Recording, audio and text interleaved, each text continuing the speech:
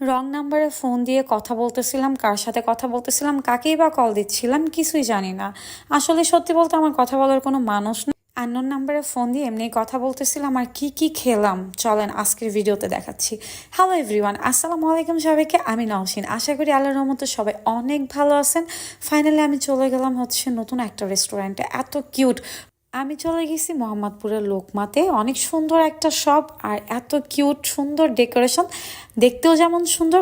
ওখানকার খাবারগুলো আমার কাছে অসাধারণ মনে হয়, আমি ফ্যান হয়ে গেছি। কি বলবো, আমি ভালো ভালো খাবার বা সুন্দর সুন্দর রেস্টুরেন্টগুলো কম বাজেটের মধ্যে যেটা ভালো লাগে আপনাদের মাঝে শেয়ার করি।